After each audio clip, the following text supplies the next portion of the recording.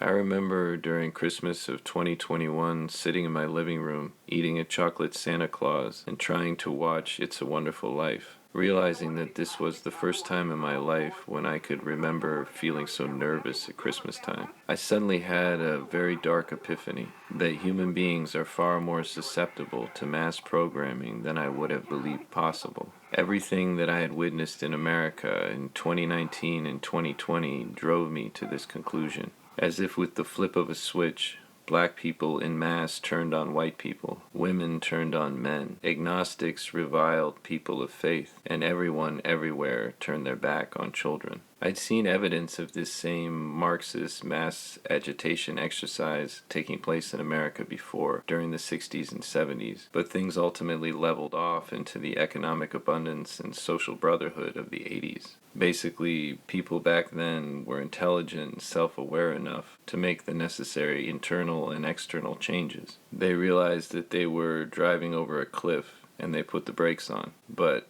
do Americans have that same intelligence and self-awareness today? As Mark Borlin examined in his 2009 work, The Dumbest Generation, the millennial and Zoomer generations are bibliophobes, phobic of physical books and of the act of reading. Due to their total lack of reading, Zoomers have replaced critical thinking and in-person communication skills with immersive tech entitlement and a dangerous level of narcissism. Bauerlein writes, "One consequence of narcissism is that it prevents young people from weighing their own talents and competencies accurately. Narcissists can't take criticism. They hate to hand power over to others, and they turn disappointments into the world's fault, not their own. These are the normal hurdles of growing up, but for narcissists, they represent a hostile front advancing against them. It's a distorted and destroying mirror, as Narcissus himself showed when he fixed upon his own reflection in the pool and snubbed the calls of love and caution he'd heard before, unable to leave his lovely countenance until the end. Education requires the opposite, a modicum of self-doubt, a capacity for self-criticism, precisely what the narcissist can't bear.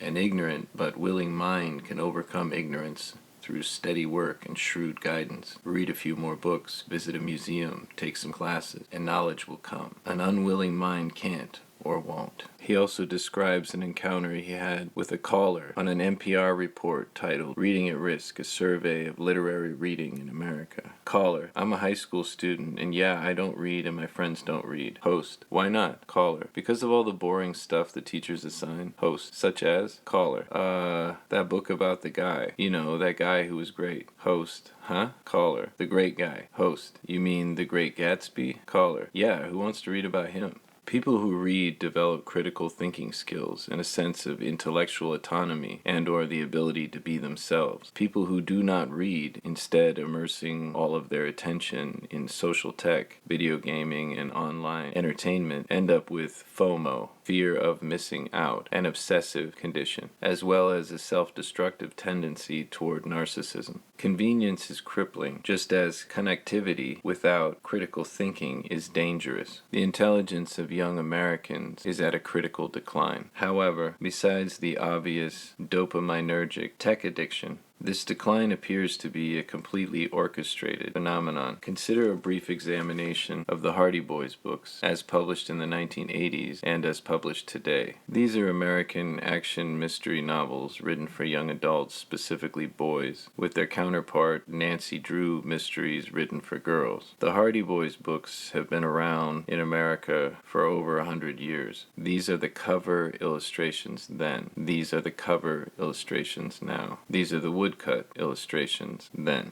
and the digital illustrations now. The new Hardy Boys books are almost half the length of the original, with far fewer words per page, whereas the content and illustrations of the original books were intended to inspire mystery-solving skills in the reader, as well as to provoke their imagination. The content and illustrations of the new Hardy Boys books appear to intend the opposite. In recent years, while delivering mail for the United States Postal Academy, I underwent the Driver's Academy training and was shocked to find that the training consisted of Star Wars-themed cartoons absorbed in teacherless classrooms, wherein Yoda himself broke down the safety precautions and/or protocols for prospective drivers. Not only did it bring into question American infrastructure itself, but I found the Star Wars-themed cartoon package to be intellectually insulting. Incidentally, these modern USPS protocols were brought to us by this guy. You were graded by the United States people, and they don't use your service anymore. You bankrupt. That is not true. You bankrupt this through your reputation only. Through your reputation, you are responsible for the fall of the Postal Service and the lack of accountability. Congress is responsible for the fall of the Postal Service. So it's Congress. I am trying to fix on your the Postal watch Service. With all the AI. Before my watch, the same stuff happened. With all the AI, with all the computer systems, you're worse than if I took a horse and picked up the mail and delivered it 2 miles down the road. That's you. I hope you got that on camera. This is the response that the postmaster just gave Congress when he doesn't like what he hears. Literally covered his ears and gave himself the grade of A. And with that, sir, I rest. Good.